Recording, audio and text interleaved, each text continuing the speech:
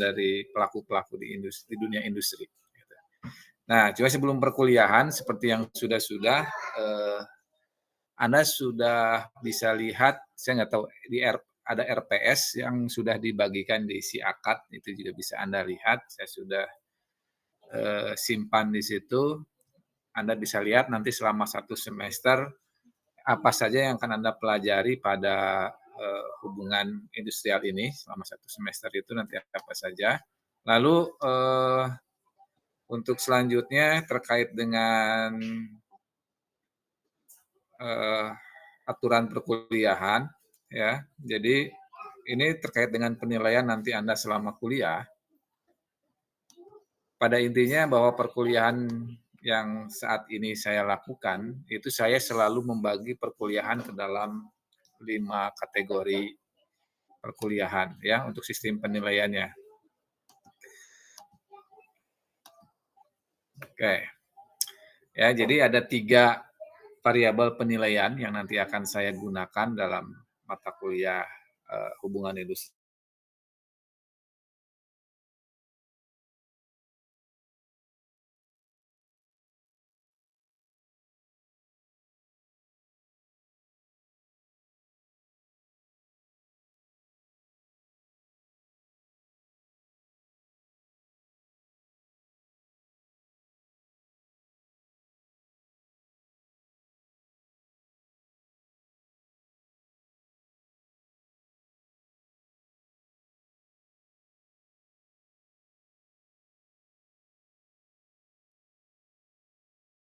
Pada nilai akhir Anda.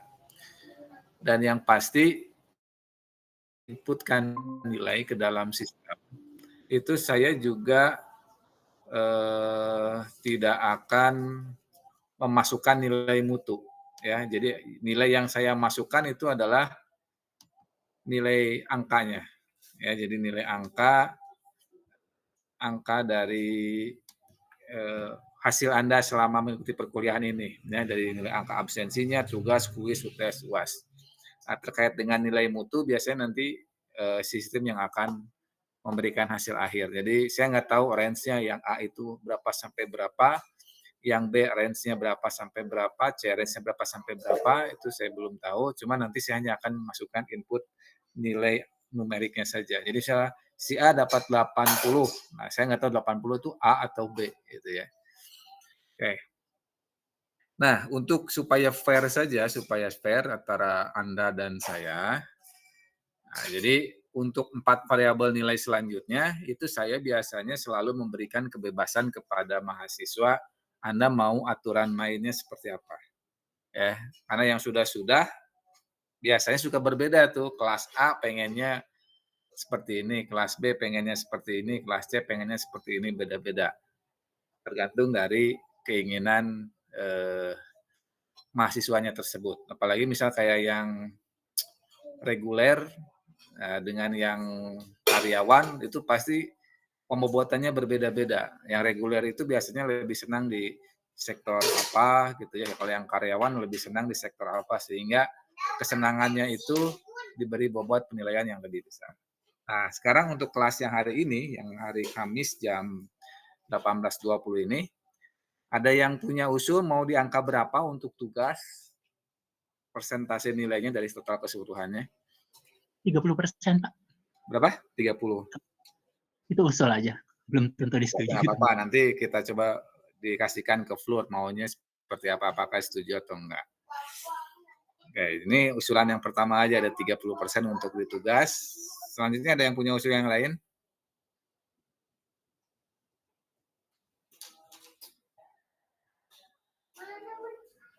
Ya, kalau yang kuis mau berapa persen? Ini totalnya harus 100% ya, jadi jangan lebih, jangan kurang.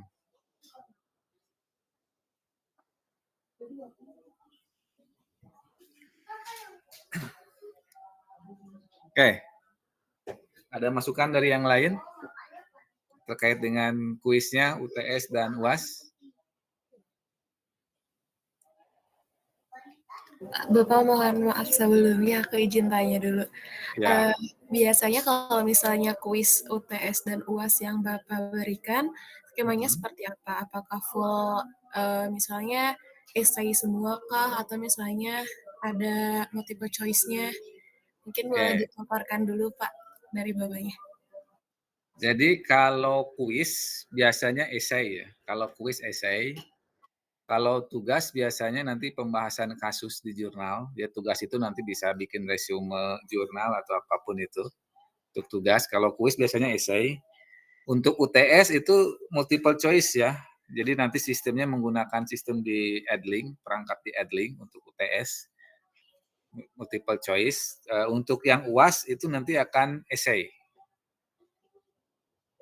Ya, jadi untuk kuis dan UAS itu esai, tapi untuk yang UTS itu akan multiple choice.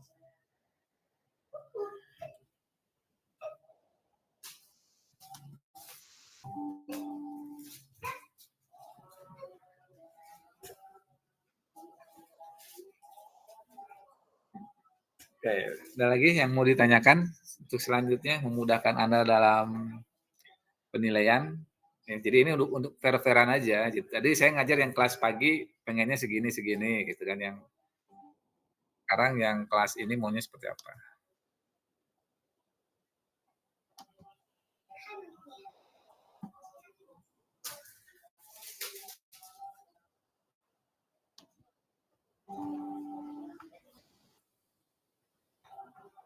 Untuk yang esai ya, untuk yang kuis atau UAS esai,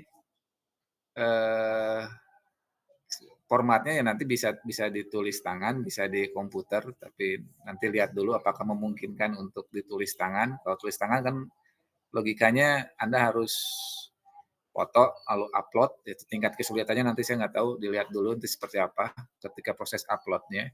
Cuma saya harap kalau nanti di-upload yang tulis tangan, kalaupun harus tulis tangan, upload, tulisannya harus terbaca ya. Jangan sampai saya kesulitan untuk membacanya gitu.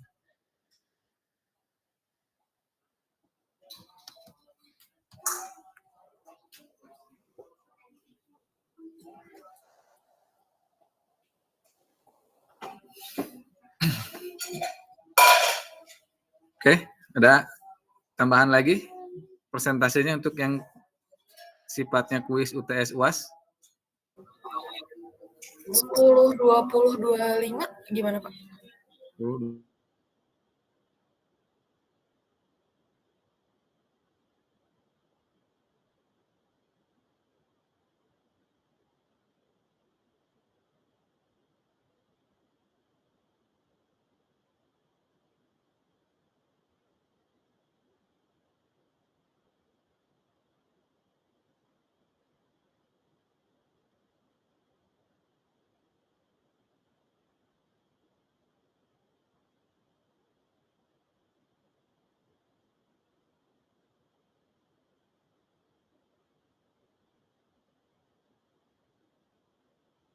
Tertulis di sistemnya 20%, cuma numerik angkanya nanti akan saya fokuskan di 30% gitu. Ya, jadi nanti di belakang layarnya tetap angka ini akan saya pakai gitu ya.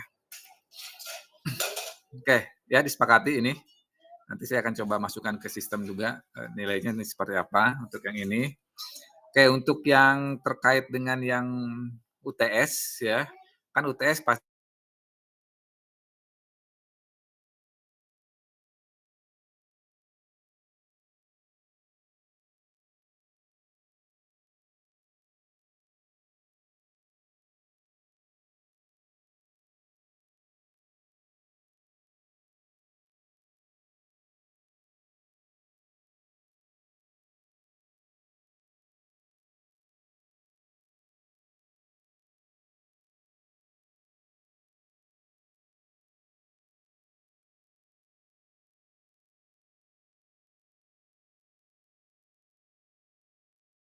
akan membaca sebagai bentuk kecurangan. Nah, jadi ini saya ingatkan aja dari sekarang gitu. Jadi ketika Anda nanti UTS itu Anda hanya bisa buka jendela UTS-nya saja, tidak bisa buka jendela yang lain. Karena ketika buka jendela yang lain, maka jatuhnya nanti akan dianggap sebagai kecurangan. Itu saja informasinya untuk yang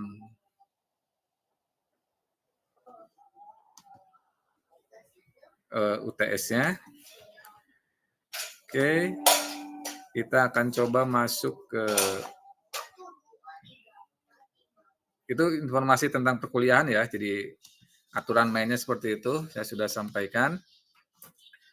Lalu buat materi dan link perkuliahan, biasanya saya sudah share dari jam 6 untuk kelas yang ini. Jadi dari jam 6 Anda sudah bisa gabung conference ataupun terkait dengan Google Meet, dan materi juga sudah bisa di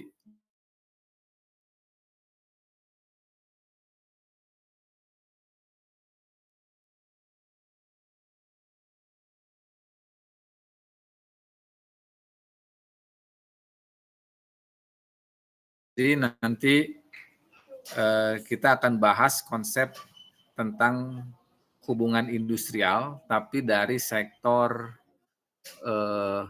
industrial engineering. Ya.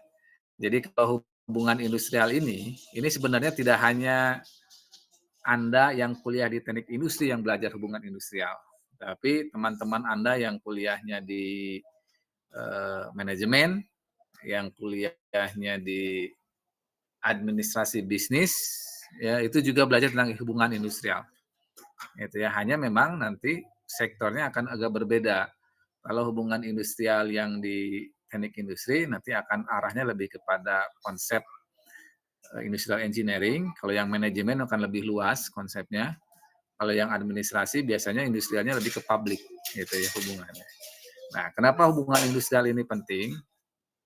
Jadi pada dasarnya sebenarnya hubungan industrial ini kalau zaman dulu, ya zaman dulu, waktu saya masih kuliah itu hubungan industrial ini lebih kepada bagaimana Anda memahami hukum-hukum ketenaga kerjaan yang ada di Indonesia. Ya, jadi karena mau tidak mau Anda nanti setelah lulus menjadi sarjana, setidaknya Anda paham dasar-dasar terkait dengan payung hukum atau undang-undang yang berkaitan dengan ketenaga kerjaan. Tidak perlu ahli, tapi Anda tahu, gitu ya. Nah itu, makanya. Tapi saya cukup aneh juga ya. Kalau dulu zaman saya ini tuh jadi apa ya, mata kuliah wajib. Ya, jadi hubungan industrial ini mata kuliah wajib. Nah, tapi kalau sekarang sepertinya menjadi mata kuliah pilihan, gitu ya. Oke, sebelumnya itu saya akan sedikit mundur. Mungkin pernah kuliah tentang pengantar teknik industri. Nah, dalam pengantar teknik industri itu nanti dijelaskan apa sih yang disebut dengan teknik industri, gitu ya. Nah, karena nanti ini akan nyangkut ke hubungan industrial. Nah, jadi ini perlu Anda pahami juga. Ini perlu diulang-ulangi ya supaya Anda sendiri tidak bingung apa sih kenapa saya kuliah di teknik industri gitu ya. Teknik industri itu apa? Teknik industri itu adalah kemampuan dalam memecahkan masalah di mana permasalahan itu biasanya mengintegrasikan variabel-variabel dari keindustrian. Gitu ya. Variabel keindustrian itu apa saja? Ada yang tahu? Oke. Kalau misalnya Anda ya, jadi variabel keindustrian itu Anda mengenalnya 5M. Ya, Anda mengenalnya 5M. Ada man, gitu ya. Money, mesin, gitu ya. Man, money, mesin, manufaktur, gitu kan. Material. 5M. Man, money, mesin, material, manufaktur. Nah, itu 5M. Cuma memang kalau saya selalu menambahkan 2 variabel lagi karena berkembangnya teknologi, berkembangnya problem yang ada di lingkungan saat ini di Indonesia khususnya. Variabel teknik industri itu saya tambah 2. Jadi selain 5M itu ada 2 variabel lagi, yaitu energi dan informasi. Nah, jadi 7 variabel ini itu adalah variabel yang pasti terlibat dalam teknik industrian. Ya, biasanya 2 atau 3 variabel minimal terlibat. Termasuk dalam hubungan industrial. Ya, dalam hubungan industrial itu akan terlibat setidaknya ada 2 variabel di dalamnya. Bahkan bisa 3, gitu ya. Tergantung dari sudut pandang Anda melihatnya. Oke, apa ada yang tahu kira-kira variabel apa saja yang ada hubungan industrial? Men. Ya, salah satunya yang pasti adalah gitu ya. Karena hubungan industrial ini merupakan cabang dari mata kuliah manajemen sumber daya manusia. Nah, dalam hubungan industrial, itu selain ada juga yang berhubungan dengan money. Ya dengan money karena berbicara dengan nanti upah ketenaga kerjaan. Itu ya. Dan selanjutnya adalah berhubungan dengan informasi. Informasi itu apa? Nanti berbicara tentang undang-undang ketenaga kerjaan ya, atau hukum-hukum ketenaga kerjaan itu seperti apa. Ya, jadi ada setidaknya ada 2 atau 3 variabel yang terlibat dalam setiap perkuliahan yang Anda lakukan. Nah, termasuk dalam hubungan industrial. Ya, orang akan melihat dulu namanya hukum perburuhan. Jadi orang berpikir ngapain orang teknik industri belajar tentang hukum gitu ya, nggak nyambung gitu. Nah, padahal semua mata kuliah jika memang dia terlibat dari 7 variabel itu, maka mata kuliah itu perlu Anda ketahui, pahami gitu ya. Maka itu bagian dari teknik industri. Nah, jadi teknik industri itu sangat luas gitu ya. Bisa kalau Anda mata kuliah pilihan pengen belajar pemrograman, mata kuliah pilihannya, maka kalau kita berbicara pemrograman, apakah di situ ada variabel ke teknik industrian? Nah, gitu ya. Kalau memang ada variabel yang terlibat, maka itu adalah salah satu mata kuliah dari teknik industri. Nah, jadi kalau berbicara pilihan, mata kuliah teknik industri itu sangat luas, gitu ya. Dan biasanya mata kuliah pilihan itu adalah ketertarikan Anda untuk mengambil sebuah mata kuliah sebagai penambahan wawasan di luar mata kuliah inti teknik industri. Biasanya Anda tertarik, ya, wah ini mau jadi bahan kajian skripsi misalnya, saya mau ngambil mata kuliah pilihan ini, biasanya seperti itu. Atau misalnya karena melihat isu yang berkembang saat ini, saya pengen belajar tentang hubungan industrial itu ya. Atau misalnya sekarang kemarin kalau nggak salah ada prodi baru ya, bisnis digital. Saat ini ada bisnis digital nih, saya pengen mata kuliah tentang digital bisnis, jadi mata kuliah pilihan bisa. Karena digital bisnis juga bagian dari teknik industri, karena di situ Anda akan belajar tentang konsep ekonomi, manajemen, pemasaran gitu ya, dan juga tentang digitalisasi informasi. Jadi sangat luas teknik industri itu, gitu ya. Nah, sekarang kita akan bicara terkait dengan engineering dalam hubungan industrial. Oke, nanti kita lihat seperti apa sih hubungan industrial itu. Nah, hubungan industrial itu merupakan pencabangan dari manajemen sumber daya manusia sebenarnya. Jadi kalau Anda pernah kuliah manajemen sumber daya manusia, biasanya dalam manajemen sumber daya manusia itu ada satu pertemuan itu akan membahas terkait dengan hubungan industrial. Seperti apa sih hubungan industrial itu? Karena ini mau tidak mau sebenarnya bagian penting dari MSDM ya, bagian penting. Itu walaupun MSDM itu luas gitu ya. Tapi ini bagian pentingnya salah satunya adalah hubungan industrial. Nah, kita coba back dulu ke belakang sedikit. MSDM itu apa? Itu adalah merupakan bagian dari ilmu manajemen yang memfokuskan perhatiannya pada pengaturan peranan sumber daya manusia dalam kegiatan suatu organisasi. Ya, bahasanya suatu organisasi. Nah, jadi karena tadi kalau saya bilang MSDM-nya mau ditarik nih ke arah industrial engineering. Nah, kalau kita tarik ke dalam industrial engineering, maka organisasi ini akan berubah. Karena kalau kita berbicara industrial engineering, maka organisasi yang kita perhatikan itu adalah organisasi yang berbasis profit oriented. Ya, berbasis profit oriented. Nah, makanya konsepnya nanti ke industri. Bagaimana perhatiannya adalah mengatur peranan sumber daya manusia dalam kegiatan suatu industri. Kalau arahnya ke industrial engineering. Tapi kalau secara umum kita sebut dengan organisasi. Karena organisasi itu nanti akan terbagi dua, profit dan non-profit. Gitu ya. Oke. Nah, lalu hubungan industrial sendiri seperti apa? Ya, hubungan industrial sendiri adalah hubungan formal yang terdapat, ini secara umum ya, konsep hubungan industrial seperti apa? Itu adalah hubungan yang terdapat antara kelompok manajemen dan kelompok pekerja dalam suatu organisasi. Ini secara umum bahasanya seperti itu. Jadi secara umum akan berbicara bahwa suatu organisasi itu akan terdiri dari 2 kelompok. Ada kelompok pada bagian manajemen, orang yang stay di dalam kantor, ada orang yang kelompok yang ada di bagian, apa ya, saya bilang bagian pertempuran ya. Jadi kalau bagian produksi berarti ada yang di lantai produksi, kalau sifatnya jasa maka dia yang ada di garda paling depan kantor yang menghadapi konsumen.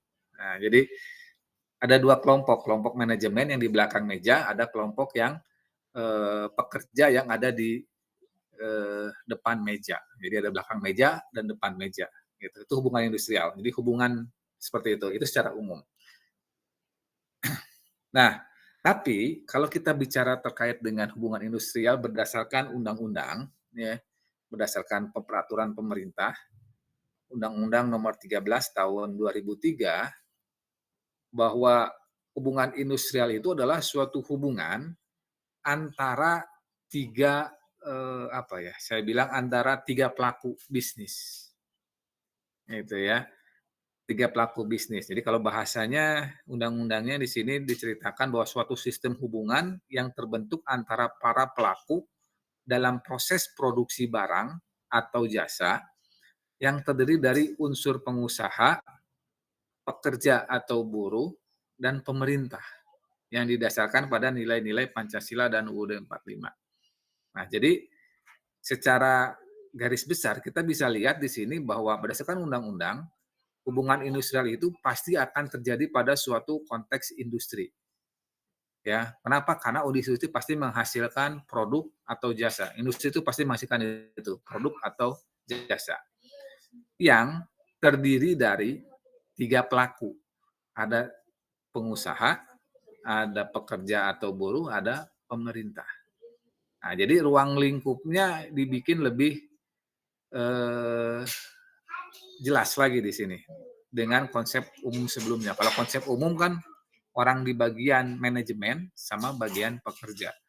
Nah, tapi kalau sudah undang-undang itu ada tiga kelompok, pengusaha, gitu ya, ada pekerja atau buruh dan ada pemerintah. Nah, jadi kalau yang sebelumnya orang yang pada posisi manajer itu disebut sebagai orang manajemen. Tapi ketika masuk ke undang-undang, manajer itu juga adalah seorang pekerja, seorang buruh.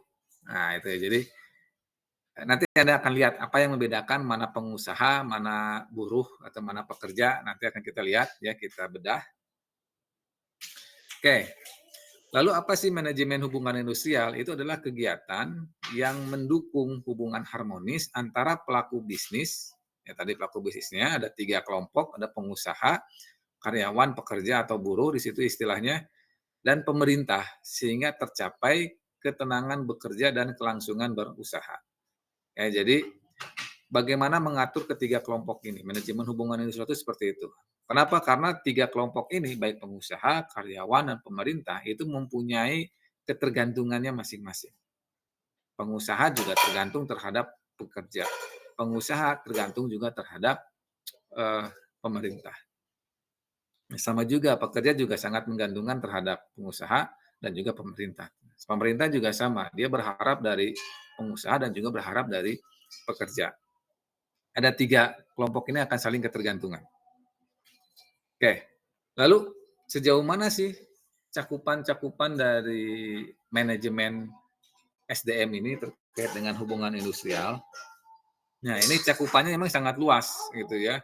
Cakupan hubungan industrial itu. Bagaimana Anda menciptakan hubungan yang harmonis dalam sektor industri itu. Ada terkait dengan perencanaan SDM, ya, terkait dengan organisasi, formasi, dan uraian jabatan. Nah, ini sebenarnya sudah dibahas di MSDM, bagaimana Anda membuat job desk, job spec, gitu ya. Nah, itu sebenarnya bagian dari hubungan industrial. Bagaimana jangan sampai ada ketimpangan terkait dengan job desk dan job spec-nya, gitu ya. Karena ini pasti berurusan dengan uang ujungnya. Jangan sampai bahwa orang yang punya tanggung kecil tapi dapat penghasilan yang besar. Nah, sehingga ini diciptakan kira-kira harus seperti apa tanggung jawabnya, sehingga menciptakan keseimbangan antara tanggung jawab dengan finansial yang harus dikeluarkan oleh perusahaan. Lalu ada rekrutmen seleksi, ada juga pelatihan, ada juga pengembangan.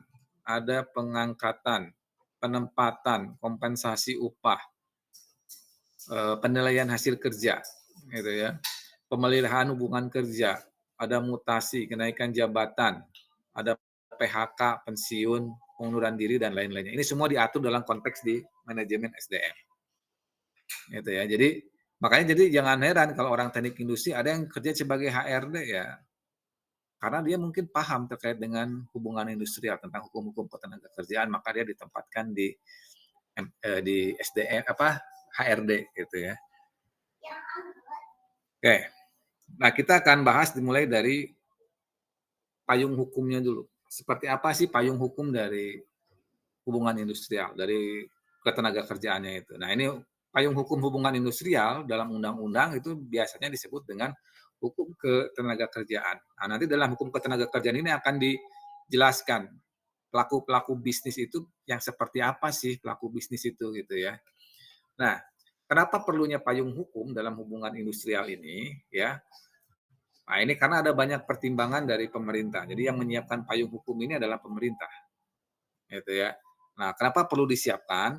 Karena dengan adanya payung hukum ini, pemerintah berharap pembangunan nasional dilaksanakan dalam rangka pembangunan manusia Indonesia seluruhnya dan pembangunan masyarakat Indonesia seluruhnya untuk mewujudkan masyarakat yang sejahtera, adil, makmur, merata, baik material maupun spiritual. Dalam pelaksanaannya, pembangunan nasional, tenaga kerja mempunyai peranan dan kedudukan yang sangat penting sebagai pelaku dan tujuan pembangunan. Jadi khusus buat di Indonesia, dengan besarnya jumlah populasi, besarnya jumlah penduduk Indonesia, di mana nanti akan menjadi apa? Kalau sekarang itu 2040 itu adalah menjadi salah satu bentuk keuntungan Indonesia, di mana nanti 2040 itu Indonesia bisa menjadi negara dengan usia produktif yang paling tinggi di dunia, ya sehingga SDM-nya sangat luar biasa banyaknya gitu ya, dan itu menjadi keuntungan. Nah, maka pembangunan nasional di Indonesia itu adalah bagaimana dia menciptakan sumber daya manusia yang baik, ya. Tapi juga karena banyaknya size-nya, selain menciptakan sumber daya manusia yang baik, dia juga menciptakan bahwa sumber manusia pekerja-pekerja ini adalah layak, hidupnya layak. Nah, bagaimana seperti itu? Nah, maka dibikinlah hukum ketenagakerjaan. Nah, seperti apa? Dengan menciptakan hukum-hukum yang bisa melindungi tenaga kerja, gitu ya.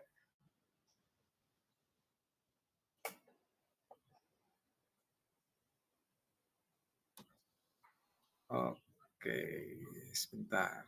Ini saya ada sedikit masalah ya, nanti kita coba.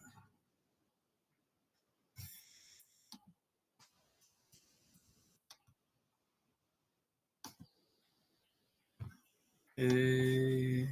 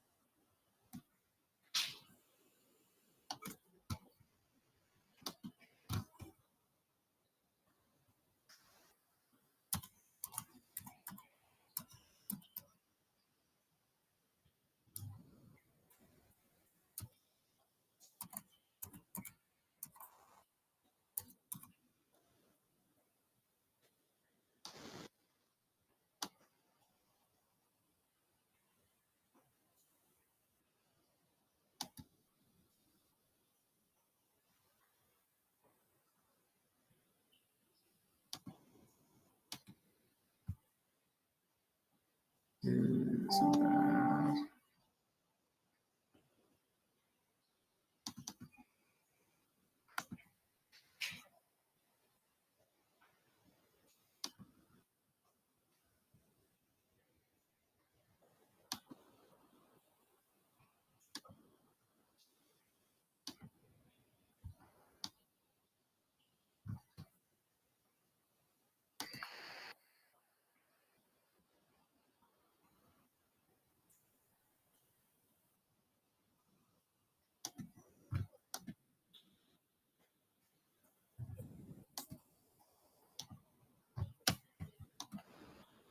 Oke ya, jadi kita akan lanjut bahwa hukum hukum ketenagakerjaan itu berusaha untuk melindungi dari si tenaga kerja. Karena tenaga kerja ini dianggap sebagai eh, resource milik Indonesia yang sangat besar dan sangat berharga. Nah, berusaha untuk dilindungi, gitu ya. Nah, apa saja yang perlu dilindungi? Yaitu berarti hak-hak dasar pekerjaannya seperti apa, hak-hak buruhnya seperti apa, gitu ya. Lalu kesempatannya seperti apa, kesejahteraannya seperti apa, itu semua diatur di dalam dengan undang-undang. Makanya kalau di Indonesia ada istilah UMR, itu ya. UMR-nya supaya apa pengusaha tidak bertindak berlebihan dalam eh, memberikan apa namanya memberikan gaji gitu ya, memberikan besaran gajinya tidak seenaknya. Nah, maka dibikinlah undang-undang gitu ya. Oke. Nah, lalu apa sih tujuan dari bagaimana mengelola ketenaga kerjaan, bagaimana mengelola sumber daya manusianya ini seperti apa sih tujuan dari pembangunan ketenaga kerjaannya ya. Nah, jadi tujuannya itu adalah kalau jika kita berbicara berdasarkan undang-undang, maka tujuan dari hubungan industrial khususnya di ketenaga kerjaan itu adalah bagaimana memberdayakan dan mendayagunakan tenaga kerja secara optimal dan manusiawi. Ya, jadi jangan sampai tenaga kerja itu eh, kalau di kita mungkin kalau dibikin nyantai nggak ada, nah, tapi jangan sampai dibikin terlalu sibuk. Ya, jadi contohnya seperti ini. Jadi semua konsep tenaga kerja, jam kerja normal itu dibikin 8 jam. Jam kerja normal. Nah, karena itu berdasarkan misal dari sisi kesehatan, dari sisi keselamatan, 8 kerja itu dianggap sesuatu yang normal buat pekerja. Nah, maka dibikinlah undang-undang bahwa jam kerja normal itu adalah di angka 8 jam. Apakah boleh lebih? Boleh lebih. Kalau lebih berarti jatuhnya adalah ada pembayaran biaya khusus terkait dengan kelebihan jam kerja, gitu kan. Nah, tapi normalnya di angka 8 jam. Nah, itu salah satu cara bagaimana memberdayakan dan tenaga kerja secara optimal dan manusiawi. Lalu selanjutnya adalah tujuan pembangunan itu adalah mewujudkan pemerataan kesempatan kerja dan penyediaan tenaga kerja yang sesuai dengan kebutuhan pembangunan nasional dan daerah. Nah, ini terkait dengan ini, pemerataan kesempatan kerja dan penyediaan tenaga kerja, pemerintah sudah bertujuan dengan bagaimana tenaga kerja itu ada yang disebut dengan tersertifikasi. Nah, jadi tenaga kerja yang telah tersertifikasi itu mempunyai kesempatan kerja yang lebih besar. Sehingga misalnya kalaupun seseorang hanya lulusan D3, lulusan dibandingkan dengan lulusan S1, jika keduanya memiliki sertifikasi kemampuan yang sama, tersertifikasi oleh pemerintah yang sama, maka dia akan punya kesempatan yang sama untuk bekerja di situ. Nah, hanya memang nanti ke depannya biasanya yang pemilik pengusaha itu sudah tahu levelnya D3 itu di mana, levelnya S1 di mana. Tapi dia punya kesempatan yang sama karena sudah tersertifikasi dengan uh, kemampuan yang sama. Gitu ya.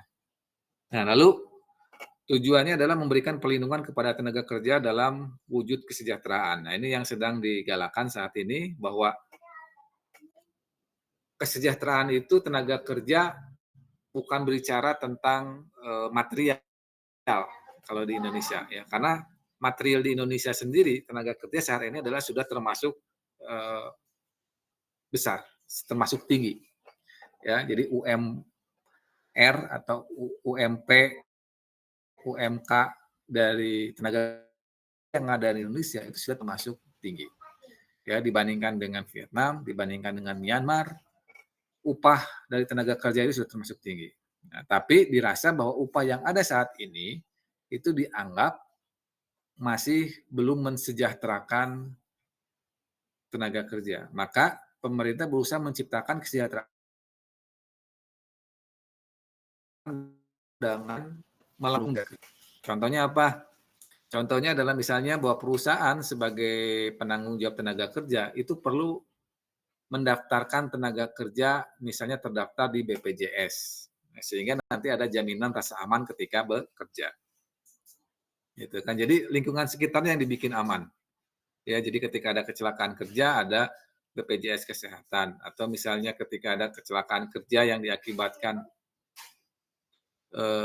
bisa berhenti, itu ada BPJS Tenaga Kerja sehingga nanti bisa dicairkan ketika dia mengalami pemberhentian kerja. Atau misalnya ada konsep nanti ke depannya adalah tenaga kerja itu mempunyai uang pensiun, sehingga nanti setiap kerja dia akan dipotong dan itu akan dicairkan di pensiun. Nah, itu konsepnya seperti itu udah ada. Nah, tujuannya apa?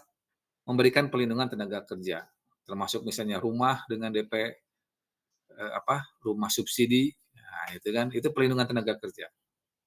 Nah, jadi tujuannya seperti itu. Jadi konteksnya kalau Anda pernah dengar teori motivasi dari Maslow, ada need hierarki, ya, maka pemerintah itu mencoba untuk tenaga kerja itu terpenuhi minimal kebutuhan dasarnya, fisiologisnya. Ya, need fisiologisnya terpenuhi, cukup cukup dengan ras pakaiannya, cukup dengan makanannya, cukup dengan tempat tinggalnya, cukup dengan kesehatannya, gitu, sebelum masuk ke level need selanjutnya. Nah, jadi untuk level need paling bawah pun ini belum semuanya tercapai buat Indonesia dan pemerintah mencoba untuk mengatur itu semua dengan undang-undang, dengan payung hukum undang-undang, ya. Oke, nah sedangkan tujuan dari tenaga kerjaan itu kalau menurut para ahli adalah untuk mencapai atau melaksanakan keadilan sosial dalam bidang ketenaga kerjaan. Nah, lalu untuk melindungi tenaga kerja terhadap kekuasaan yang tidak terbatas dari pengusaha. Nah, ini jadi bahasanya bahwa perlunya undang-undang, perlunya hukum, itu pertama adalah adanya rasa keadilan dari si pegawai dan juga untuk melindungi hak-hak pegawai. Gitu ya. Jadi kalau dulu bayangkan sebelum ada UMR, yang namanya pengusaha itu bisa menetapkan gaji eh, seenaknya, gitu ya, gaji seenaknya. Nah, tapi kalau sekarang ketika industri akan merekrutmen pegawai, maka ada standar gaji yang harus dipenuhi. Gajinya harus berapa, gitu ya. UMR-nya seperti apa. Nah, tapi nanti UMR itu gaji itu nanti ada lagi turunannya ke bawah. UMR itu ya harus disesuaikan. Kerjanya sebulan berapa hari, berapa minggu, seminggu berapa hari, sehari berapa jam. Nah, itu nanti akan ditentukan turunannya seperti apa. Nah, tapi tujuannya itu adalah melindungi dari hak-hak tenaga kerja. Nah, lalu kedudukan hukum ketenagakerjaan itu seperti apa? Gitu ya. Di mana kedudukan hukum tenaga kerja di tata hukum kita. Nah, jadi saat ini seperti apa sih undang-undang ketenagakerjaan yang ada di Indonesia? Nah, jadi undang-undang ketenagakerjaan yang Indonesia saat ini seperti apa? Apakah bisa digunakan secara perdata, secara pidana, atau diajukan ke TUN gitu ya, Tata Usaha Negara ketika ada pelanggaran-pelanggaran hak ketenagakerjaan gitu ya. Nah, karena berkembangnya terus sektor industrial, nah sekarang juga kan lagi heboh nih, lagi ramai di mana pengusaha diberikan keleluasaan untuk menentukan durasi kontrak pegawai. Nah, itu ya, durasi kontrak pegawai. Jadi kalau dulu kontrak pegawai itu kan diatur minimal harus 1 tahun gitu ya. Nah, sekarang durasi kontrak pegawai berdasarkan undang-undang yang ramai dan lagi dibahas di Omnibus Law, itu perusahaan itu atau pengusaha itu punya hak untuk merekrut pegawai dengan kontrak durasi 1 hari. Gitu ya. Jadi memungkinkan untuk kontrak durasi 1 hari. Nah ini kan kembali lagi ke tadi dasar sebelumnya. Kontrak kerja 1 hari bagaimana perlindungan tenaga kerjanya. Gitu ya. Nah ini yang lagi dibahas. Apakah bisa dibawa secara perdata atau dipidanakan ketika ada pelanggaran hak-hak tenaga kerja atau dibawa ke sektor TUN gitu, Tata Usaha Negara. Misalnya sama seperti misalnya dianggap pilot atau apa itu kan ketun gitu ya. Bukan perdata atau pidana. Nah, ini nanti akan kedudukan hukum tenaga kerja seperti apa. Memang masih banyak PR yang cukup besar terkait dengan hukum ketenagakerjaan di Indonesia gitu ya. Makanya eh, masih terus ada gejolak terkait dengan buruh atau dengan tenaga kerja di Indonesia. Cuma memang mungkin konotasinya justru yang ramainya eh, teman-teman di serikat buruh itu selalu berbicara kalau ketika menyampaikan aspirasi terkait selalu material gitu ya. Padahal bukan ke sana arahnya harusnya gitu ya. Tapi terkait dengan kedudukan hukumnya di sektor-sektor sekitar tenaga kerja bukan material, harusnya seperti itu gitu ya.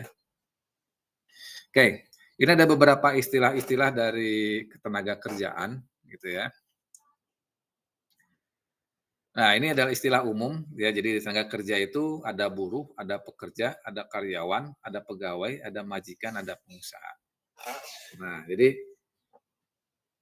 saat ini orang yang menerima upah itu ya. Jadi orang yang menerima upah saat ini dikategorikan dengan istilah buruh. Jadi seseorang yang bekerja di sebuah organisasi dan menerima upah itu kita akan sebut dengan buruh. Nah, jadi hati-hati. Mungkin kalau zaman dulu yang disebut buruh itu adalah pekerja kasar gitu ya. Jadi orang yang bekerja untuk menghasilkan produk di tempat yang kotor gitu ya. Jadi terus pendapatannya rendah, nah, itu disebutnya buruh gitu ya. Padahal enggak. Untuk saat ini buruh itu adalah konteksnya di mata hukum adalah seseorang yang bekerja di sebuah perusahaan dan menerima upah. Tidak ada batasan upahnya kecil atau besar, itu maka kita sebut dengan buruh. Nah, jadi buruh itu seperti itu sudah disamaratakan mau pekerja, mau karyawan, mau pegawai, selama dia menerima upah di sebuah organisasi maka kita sebut dengan buruh. Makanya jangan heran kalau yang demo-demo serikat buruh gitu kan, datangnya pakai mobil bagus-bagus, emang dia masih menerima upah gitu ya. Gitu. Nah, sedangkan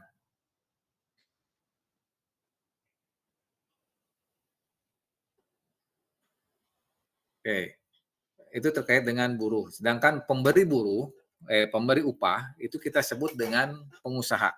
Ya, jadi pemberi upah itu kita sebut dengan pengusaha. Nah, atau badan hukumnya atau apa gitu ya. Jadi pengusaha kalau perorangannya gitu ya. Nah, lalu selanjutnya istilah-istilah dalam ketenaga kerjaan itu biasanya akan dibagi ke dalam 3 kelompok. Ya, pertama kelompok pada saat sebelum bekerja, dan juga ada kelompok selama bekerja dan eh, pada saat sesudah bekerja.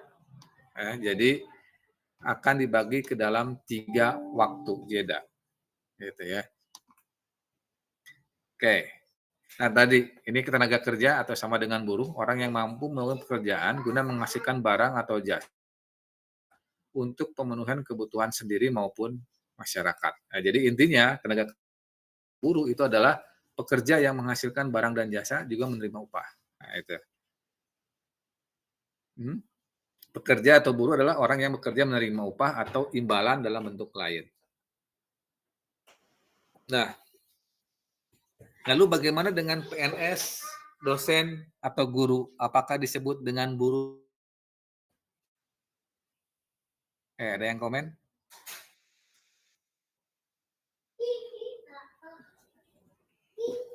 Bukan, Pak. Bukan. Jadinya apa? Jadinya apa? Ya, ASN, Pak. ASN. Kalau kita balik dari pekerja buruh tenaga kerja, kita lihat mundur adalah orang yang menghasilkan barang atau jasa. Nah, jadi kalau saya lihat PNS, dosen atau guru itu tidak menghasilkan sebuah produk, ya, tidak menghasilkan sebuah produk. Tapi apa yang dihasilkan oleh mereka adalah sebuah jasa. Ya, jadi memang tidak terlihat seperti buruh, padahal kalau kita lihat ke pengertiannya yang disebut buruh itu adalah orang yang menerima upah, menghasilkan produk atau jasa. Nah, maka PNS sekalipun, dosen atau guru, itu adalah kita sebut sebagai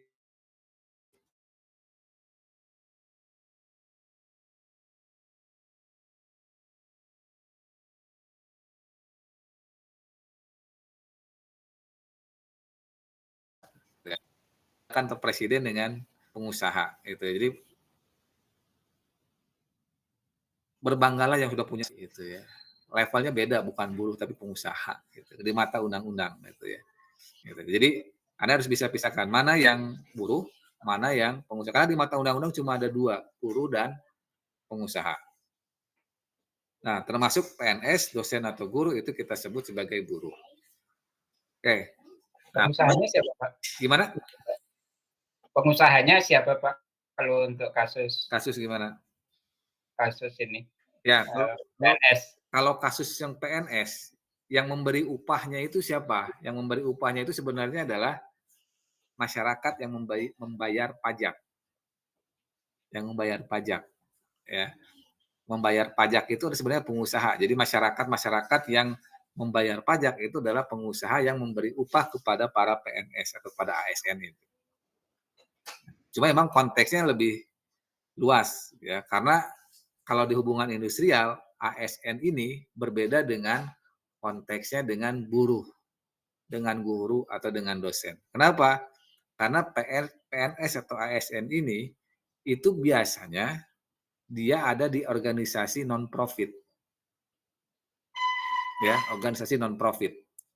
Nah, sehingga kenapa tadi siapa yang jadi pengusahanya? Karena organisasi non profit, jadi yang pemberi upahnya itu kan sesuatu yang sifatnya sangat banyak orang gitu ya. Jadi pengusahanya banyak orang, udunan gitu bahasanya. Beda dengan organisasi profit. Kalau organisasi profit, pengusahanya itu jelas.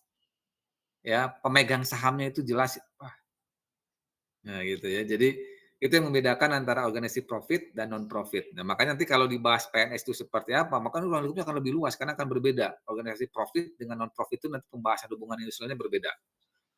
Gitu ya, walaupun sebenarnya PNS atau ASN ketika dia bisa menerapkan konteks industrial non profit, industrial profit, maka sebenarnya kinerjanya akan jadi jauh lebih luar biasa daripada PNS yang bekerja pada organisasi non profit. Gitu ya. Nah, contohnya seperti apa? Contoh, kalau memang dulu biasanya BUMN zaman dulu ya, BUMN masih menggunakan gaji-gaji yang sama dengan zaman-zaman PNS. Ya, zaman PNS zaman dulu gitu, BUMN itu. Tapi semenjak BUMN itu ternyata berbeda dengan PNS, BUMN itu dikomersialkan dan dianggap bahwa BUMN itu adalah organisasi profit, maka standar gajinya berubah. Indikator kinerjanya berubah, gitu kan. Sehingga pemberian indikator kinerja sangat tergantung dengan pemberian upah. Nah, hal yang sama juga sekarang sudah mulai berlaku di ASN, ya, di mana pemerintah sudah memberikan tunjangan-tunjangan kinerja, di mana tunjangan kinerja itu akan dikeluarkan berdasarkan ketercapaian indikator kerjanya. Kalau indikator kerja akan diberikan full. Kalau indikatornya tidak tercapai, maka tunjangannya akan diberikan apa. Sudah mulai hanya ke sana. Jadi sekarang sudah organisasi publik sudah mulai digiring ke arah organisasi yang punya profit oriented.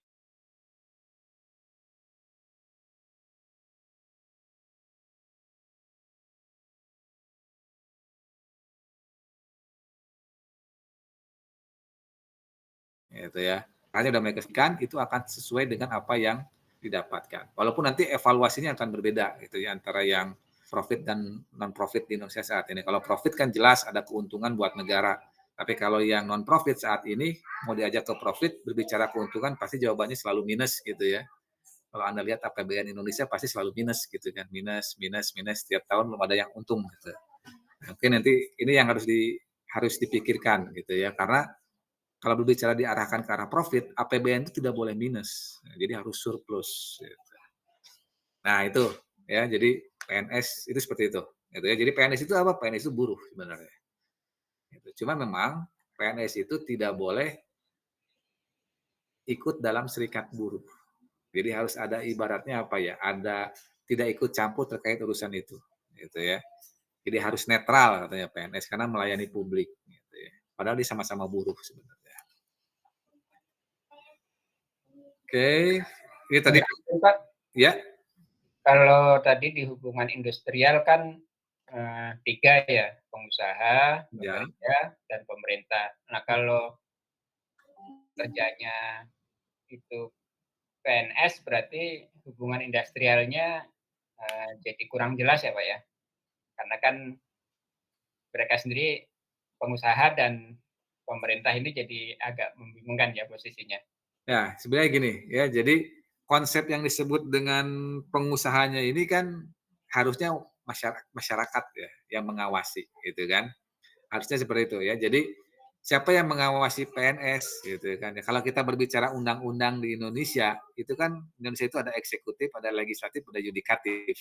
Sebenarnya mewakili masyarakat itu adalah lembaga legislatif yang mengawasi kinerja dari ASN, harusnya seperti itu. Gitu ya. Gitu ya, mewakili seperti itu. Jadi yang mengawasinya itu adalah pengusahanya itu, yang mewakili pengusahanya itu adalah si legislatifnya itu, gitu ya. Nah, hanya memang konteksnya adalah siapa yang menjadi pemerintahnya di sini. Pemerintahnya ini adalah biasanya atasan dari si ASN-nya. Berbeda dengan tadi kalau konteksnya di hubungan yang sifatnya industrialnya profit oriented ya. Jadi ada kelompok yang berbeda antara pengusaha, pekerja, dan pemerintah. Tapi kalau di organisasi publik itu si ASN itu adalah sebagai buruh dan nanti si pemberi upahnya itu adalah masyarakat yang diwakili pengawasannya oleh lembaga legislatif dan pemberi dari undang-undangnya, payung hukumnya itu adalah biasanya nanti pemerintah di level atasnya atau yang bisa juga nanti dengan DPR atau MPR ya. Seperti itu. Jadi memang agak rancu orangnya itu lagi kalau di lembaga pemerintahan gitu ya jatuhnya. Cuma memang pembagiannya nanti seperti itu kalau buat yang birokrasi gitu, yang non profit. Iya, Gitu. Pak. Yang ya seperti itu ya. Jadi itu, nah nanti konsep pengusaha itu seperti apa? Nah ini kalau konsep pengusaha ada yang istilahnya kalau dalam undang-undang adalah pemberi kerja. Pengusaha itu adalah pemberi kerja, orang perseorangan, pengusaha, badan hukum atau badan lainnya yang mempekerjakan tenaga kerja dengan membayar upah atau imbalan dalam bentuk lain. Nah, jadi orang yang ngasih upah itu kita sebut dengan pengusaha atau pemberi kerja atau badan hukum PT, CV dan yang lainnya. Itu kita sebut dengan pengusaha. Gitu ya. Oke, ini pengusaha itu bisa jadi orang perseorangan, bisa persekutuan yang berbadan hukum, gitu ya. Nah, bisa juga perusahaan. Nah, itu ya. Jadi cukup yang disebut kalau orangnya itu kita sebut dengan pengusaha, tapi kalau badan hukumnya biasanya perusahaan, gitu ya. Oke. Nah, itu terkait dengan apa namanya beberapa pelaku dalam hubungan industri, gitu ya. Jadi pelaku hubungan industrial itu terbagi dalam 3 kelompok, ada tadi pemberi kerja, penerima kerja, dan pembuat payung hukumnya, gitu ya. Nah nanti payung hukumnya seperti apa, nah itu nanti bagian pemerintah yang akan membuatnya. Oke, selanjutnya bagaimana ruang lingkup hukum ketenagakerjaan? Nah, ruang lingkup hukum ketenagakerjaan itu akan terbagi dalam 3 waktu ya, 3 masa. Jadi ada masa sebelum bekerja, ada masa selama bekerja, masa setelah bekerja. Nah ini hukum-hukum ini yang coba dibuat sebenarnya harus dipayungi oleh pemerintah. Cuma memang kalau saya lihat masih sifatnya debatable ya hukum ketenagakerjaan yang ada di Indonesia itu. Oke, contohnya payung hukum ketenagakerjaan pada masa sebelum bekerja. Nah, ini ada bagaimana seorang pegawai ketika mau bekerja itu harus membuat kartu kuning gitu ya. Nah, maksudnya apa kartu kuning itu? Itu pelaporan bahwa dia belum bekerja dan dia harus melaporkan ke bagian ketenagakerjaan bahwa si A itu belum bekerja sehingga ada laporan ke pemerintah. Jadi wajib lapor ketenagakerjaan. Jadi kalau Anda sudah selesai kuliah belum bekerja, maka Anda wajib lapor buat kartu kuning gitu ya. Gitu kan sehingga nanti terdata berapa banyak yang belum bekerja di Indonesia. Lalu ada penempatan dan perlindungan tenaga kerja. Nah, ini biasanya untuk yang belum bekerja, maka nanti akan disiapkan beberapa perlindungan tenaga kerja, biasanya kalau di Indonesia berupa pelatihan-pelatihan, ya. Jadi banyak sekali BLK, Balai Latihan Kerja di Indonesia, tujuannya adalah mempersiapkan tenaga kerja sebelum dia bekerja. Ya, baik untuk penempatan maupun nanti beberapa perlindungannya. Lalu terkait dengan perjanjian kerja, tata cara penggunaan tenaga kerja asing dan lain sebagainya, itu semuanya disiapkan di payung hukum undang-undangnya di masa-masa sebelum bekerja. Oke, sedangkan untuk hukum ketenagakerjaan pada masa selama bekerja, ya, jadi di dalam lantai produksi atau di dalam perusahaannya, maka payung hukum yang disiapkan oleh pemerintah itu cukup banyak, ya. Contohnya terkait tentang keselamatan kerja. Nah, jadi keselamatan kerja itu pada beberapa, misalnya ada aturan-aturan pada pekerjaan-pekerjaan yang di sektor proyek itu harus menggunakan eh, pakaian safety-nya seperti apa. Gitu ya. Lalu kalau misalnya di eh, yang sifatnya pengeboran harus seperti apa, gitu ya. Atau misalnya terkait ASN sendiri, pada kasus misal contoh pandemi, misalnya ASN, ruangan sekian besar harus berapa banyak orang yang ada pegawainya. Nah, itu jadi terkait dengan keselamatan kerja. Lalu selama bekerja itu harus adanya serikat pekerja atau serikat buruh. Ya, jadi serikat buruh ini sudah ada ketika seseorang bekerja dan dia harus terdaftar di situ di serikat buruh. Kenapa? Karena serikat buruh ini adalah menjadi alat atau menjadi suatu lembaga yang nanti bernegosiasi atau melakukan apa ya, ibaratnya melakukan negosiasi ketika terjadi permasalahan antara pihak pekerja dengan pihak perusahaan. Dan jika nanti berlarut-larut, serikat buruh ini yang akan mempunyai izin untuk membawa kasus ke pemerintahan. Jadi ke pemerintahan, mau ke pengadilan atau apa, itu serikat buruh yang maju. Jadi bukan pegawainya yang bisa maju, tapi serikatnya. Nah, cuma memang hati-hati, ini karena ini kelas karyawan ya, jadi pasti sudah pada bekerja. Ini serikat buruh ini kadang kurang diperhatikan. Padahal serikat buruh ini cukup penting, apalagi di tempat langsung yang di level paling bawah ya, di tempat bekerja. Ini menjadi lembaga yang sebenarnya nanti akan membantu Anda ketika Anda mendapatkan masalah. Ya, ketika Anda mau negosiasi, misalnya dianggap, wah, minta disediakan air minum gitu kan. Penting karena ada apa-apa, karena ruangannya panas atau apa-apa. Nah, ini serikat buruh nanti yang bersuara. Gitu. Jadi tidak bisa pekerja yang bersuara. Jadi kalau misalnya nanti ada masalah atau apa, dan itu harus melibatkan pemerintah, pemerintah hanya mengapresiasi dari serikat buruhnya ini.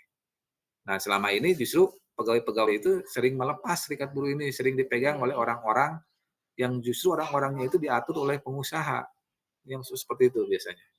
Nah, ini yang harus Anda hati-hati. Ya, jadi silakan pilih teman-teman Anda yang memang punya kemampuan untuk menjadi perwakilan Anda dalam serikat buruh. Lalu selama bekerja diatur juga jaminan sosial dan jaminan kesehatan dari si pegawai, gitu ya. Adanya perlindungan upah, adanya upah minimum. Nah, ini diatur oleh pemerintah terkait dengan UMR-nya harus seperti apa. Nah, itu selama bekerja.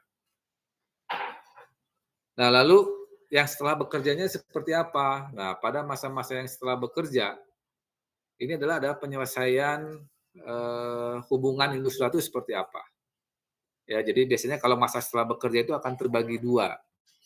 Kalau yang tenaga kerjanya sifatnya kontrak, maka penyelesaiannya harus seperti apa? Hak pegawai itu seperti apa? Kalau kontrak, hak pegawai itu yang paling utama biasanya dia akan mendapatkan surat keterangan pernah bekerja, itu menjadi hak pegawai. Itu ya. Jadi tidak boleh perusahaan tidak memberikan surat keterangan bahwa dia pernah bekerja di situ. Ditahan, nggak boleh. Jadi perusahaan harus memberikan surat keterangan yang menyatakan pegawai itu telah menyelesaikan kontrak dan tidak ada masalah. Itu ya. Itu adalah hak ketika pegawai telah selesai kontraknya. Nah, tapi kalau pegawai tetap, bagaimana masa setelah bekerjanya? Nah, biasanya kalau pegawai tetap, ketika dia sudah berhenti atau pensiun ya, biasanya ada hak-hak yang disebut dengan hak-hak pensiunnya, hak-hak berhenti bekerjanya. Misal dia mendapatkan, 3 kali gaji, atau misalnya mendapatkan tunjangan pensiun, atau apapun lah gitu ya. Nah, itu haknya yang diatur di dalam undang-undang ada. Itu menjadi masa setelah bekerja. Jadi kalau masa setelah bekerja biasanya terbagi 2, kontrak dan tetap, gitu. Cuma memang kalau sekarang melihat dari undang-undang, pengusaha diberikan kebebasan untuk menentukan kontrak pegawai, saya pikir sekarang justru jadi banyak pegawai yang mendapatkan, statusnya pegawai kontrak. Jadi sangat jarang kita melihat pegawai dalam status, pegawai tetap. Karena memang undang-undangnya mengizinkan untuk pengusaha merekrut pegawai dengan masa kontrak 1 hari.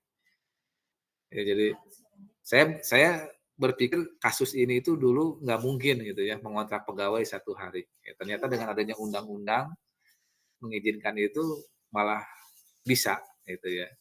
Karena kalau dulu Anda kuliah di perencanaan pengendalian produksi, ketika Anda bikin rencana produksi, itu di rencana produksi Anda bisa mengangkat pegawai dan memberhentikan pegawai dalam 1 bulan.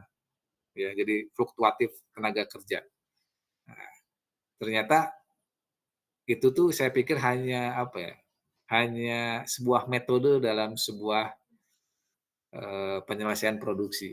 Tapi ternyata itu menjadi kenyataan bahwa ternyata tenaga kerja itu bisa fluktuatif ya, bahkan bukan lagi bulanan, jadi bisa harian, gitu ya. Nah, eee, jadi kalau Anda paham tentang PPC, justru rencana produksi itu sudah yang Anda pelajari sudah pas dengan kondisi saat ini, walaupun sebenarnya merugikan karyawan ya, merugikan buruh gitu, gitu.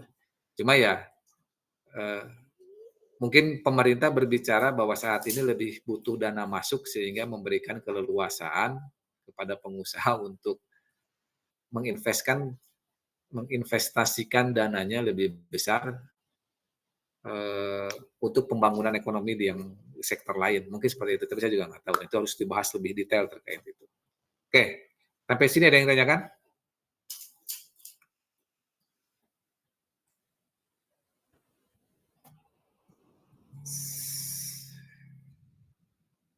Oke,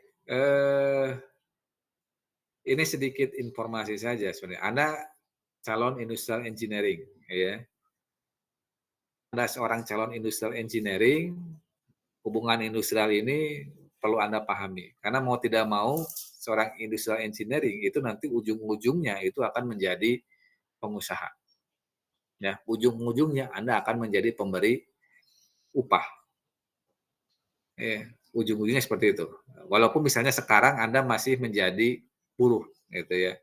Tapi nanti ujung-ujungnya seperti itu. Ya, jadi nanti ke depannya kalau Anda sedang industrial engineering, itu Anda harus menjadi pemberi upah, menjadi pengusaha, ya. Jadi kalau Anda, kenapa harus jadi pemberi upah?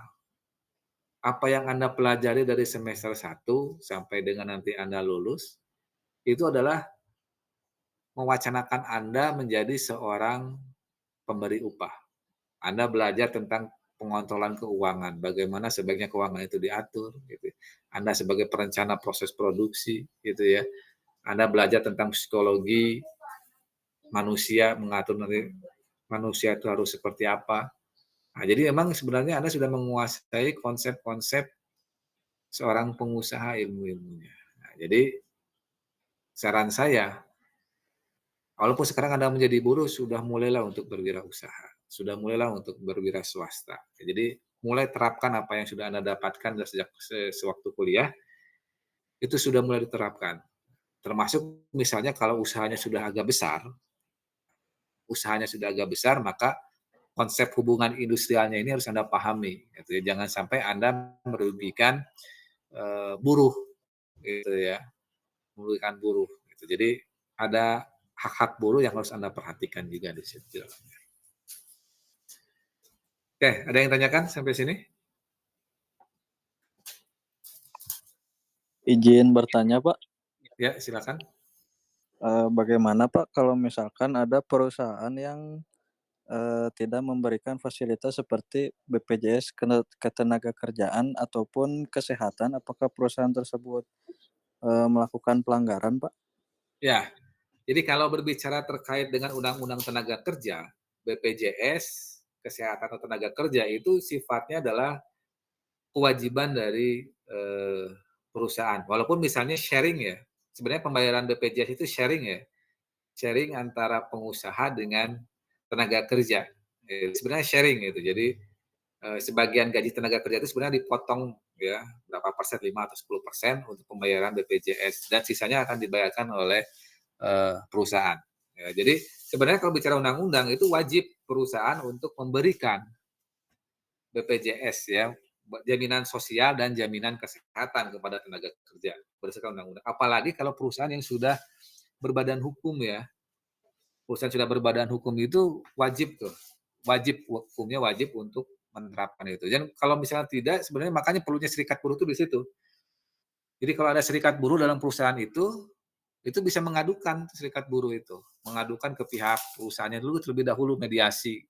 Ini kenapa tidak diberikan gitu kan, tidak diberikan terkait dengan jaminan sosial atau jaminan kesehatannya, gitu ya. Kalau memang, eee, masih tidak mau diberikan, ya sebenarnya bisa pengaduan. Jadi serikat buruh itu bisa mengadukan ke pemerintah, ya terkait dengan itu, ya. Nah, nanti pemerintah akan bertanya, "Kenapa tidak memberikan bantuan?" Memberikan jaminan sosial dan kesehatan. Bapak tidak punya kemampuan untuk membayar jaminannya gitu kan. Nah, kalau jaminan berarti turunkan daun badan hukumnya, tidak usah menggunakan PT, jadikan aja perusahaan yang sifatnya tidak berbadan hukum. Nah, ya kalau Anda sudah memiliki badan hukum PT, maka sebenarnya Anda sanggup untuk memberikan jaminan sosial dan jaminan kesehatan kepada pegawai. Karena dalam PT sendiri ketika berbadan hukum, itu kan perusahaan sendiri sebenarnya mendapatkan berbagai keuntungan dari pemerintah. Itu ya, misalnya ada jalur, misalnya terkait dengan pajak gitu ya, ada keringanan pajak ataupun apapun itu biasanya nanti ada keringanan seperti itu dari pemerintah terhadap beberapa perusahaan. Gitu. Kalau kemarin saya pernah kunjungan ke Batam, perusahaan asing yang bekerja di Indonesia di mana semuanya sumber daya mau mesin, mau bahan baku dari luar negeri, yang digunakan hanya tenaga kerja di Indonesia saja. Dan perusahaan itu ada di Indonesia. Dan dia sifatnya PT. Nah, maka ketika ditanya apa yang sudah Anda berikan kepada sumber daya manusia di Indonesia, kepada buruh-buruh yang ada di Indonesia, ya kan? Oh, kita sudah siapkan jaminan sosial, jaminan kesehatannya, jaminan hari tuanya juga sudah disiapkan, gitu kan. Tapi kita minta dong kemudahan, oke, dibebaskan pajak. Makanya ada perusahaan-perusahaan besar ketika dia mengimpor bahan baku itu pajaknya dikurangi karena sudah memenuhi itu, gitu kan. Atau misalnya dia kebutuhan apa lagi itu bisa dikurangi karena terkait dengan pemenuhan hak-hak dari tenaga kerjanya dipenuhi. Nah, jadi saran saya sebenarnya jika ada perusahaan seperti itu silakan melalui serikat buruh lakukan mediasi kepada perusahaan. Gitu ya, itu hak hak pegawai sebenarnya mendapatkan jaminan sosial dan jaminan kesehatan selama perusahaan itu berbadan hukum. Gitu ya. Jadi jangan sampai nanti diakalin sebenarnya pengen badan hukum, hak pegawainya tidak dilaksanakan tapi perusahaan mendapatkan keuntungan. Gitu ya, dapat keuntungan terkait dengan, hak-hak dia sebagai misalnya perusahaan yang berbadan hukum. Nah, ini yang harus Anda hati-hati. Jadi Anda harus paham juga di situ. Ya, jadi mendirikan PT itu tidak tidak hanya melulu rugi saya mengeluarkan pegawai segini-segini, enggak. Justru ada keuntungannya juga buat perusahaan sebenarnya ketika mendirikan PT. Terkait dengan pajak dan lain sebagainya itu ada keuntungan buat perusahaan. Kalau di luar negeri sendiri sebenarnya konsepnya sudah ditambah lagi. Jadi bukan hanya berbicara jaminan sosial dan jaminan kesehatan. Kalau di luar negeri itu bahasanya perusahaan itu harus, kalau mau masuk ke pasar Eropa, harus menggunakan bahan baku yang, menghasilkan limbah pada skala tingkat apa gitu, limbahnya, gitu ya.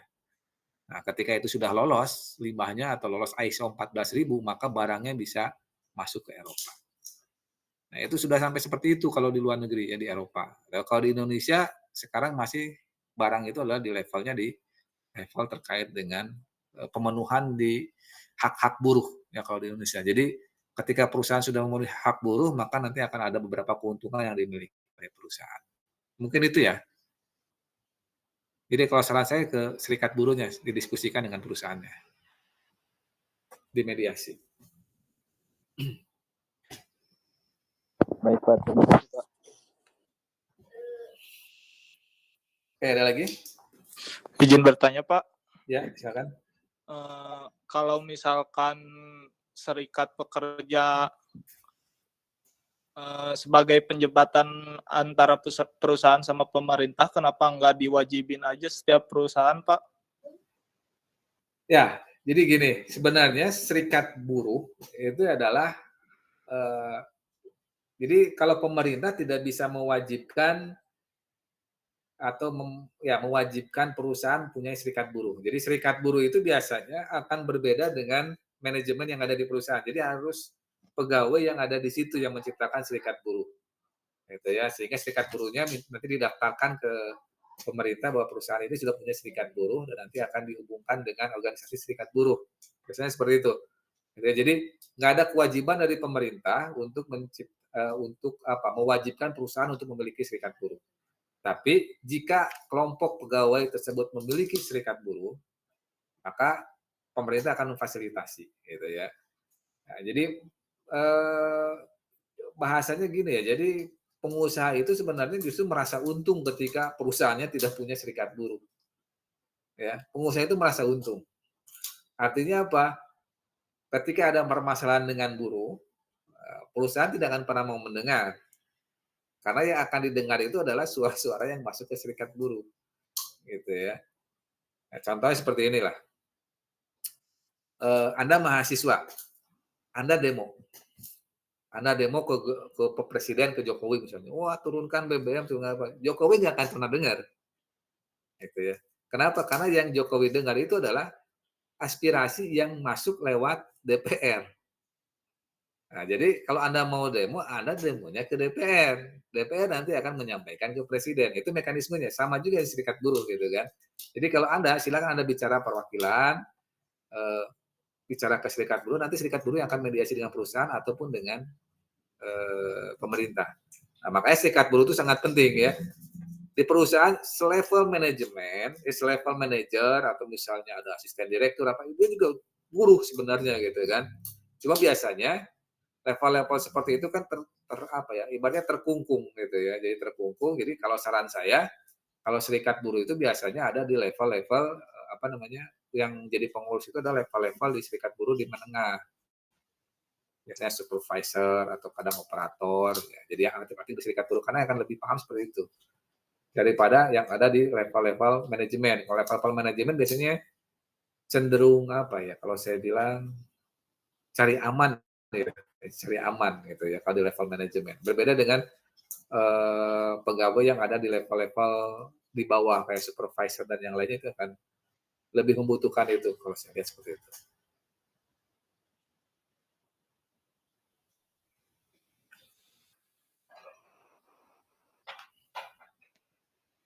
Oke, ada lagi?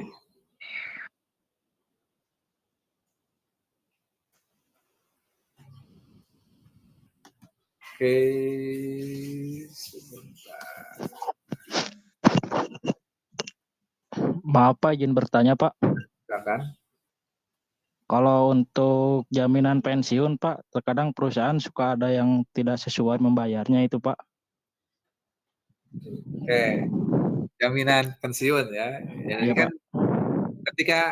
ini kan tadi ya kalau kita berbicara kontrak kerja ya, balik lagi ke kontrak kerja nih. Kontrak kerja. Jadi hati-hati ketika bikin kontrak kerja, jaminan pensiun dan yang lainnya itu biasanya dibicarakan di dalam kontrak kerja. Ya, jadi untuk Anda yang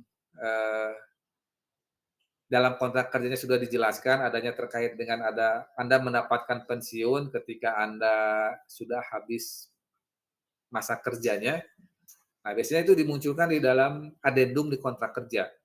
Nah, jadi hati-hati ketika Anda menandatangani kontrak kerja, itu biasanya itu ada adendum di belakangnya, ada lampiran. Nah, adendumnya ini yang terkadang karena orang mau kerja, yang penting tanda tangan saya bisa kerja gitu. Tapi adendumnya nggak pernah dibaca, gitu ya. Nah di adendum itu kan akan muncul berapa banyak, misalnya kalau Anda pensiun, berapa banyak jumlah pensiun yang akan Anda dapatkan, atau misalnya tadi jaminan sosialnya apakah saya dapatkan atau apa, itu semua ada di adendum. Ya. Dan ya ini pengalaman saya aja waktu pertama kali kerja juga saya asal tanda tangan saja gitu kan. Yang penting saya kerja, mereka mengasih tahu take home pay saya sekian. Bapak tanda tangan. Padahal di belakangnya ada adendum gitu. Dan mereka biasanya orang HRD gitu ya, pintarnya orang HRD, adendum itu kan tidak pernah dibahas. Gitu. Yang mereka bahas kan cuma upah kerjanya di struktur upah, take home pay Anda sekian gitu kan. Tapi adendum di belakangnya tidak pernah dilihat gitu ya. Contoh lah gini, dulu waktu saya pernah bekerja itu, kalau saya jadi supervisor dengan saya menjadi assistant manager, sebenarnya ketika berbicara take home pay, itu akan lebih besar supervisor. Take home pay yang saya dapatkan. Tapi secara nominal, asisten manajer itu lebih besar. Gitu. Tapi take home pay-nya lebih besar dari supervisor. Kenapa? Oh ternyata di adendum itu dikatakan, kalau supervisor kena pajaknya 2,5%, kalau jadi asisten manajer kena pajaknya 5%. Gitu. Jadi take home pay jadi lebih kecil malah.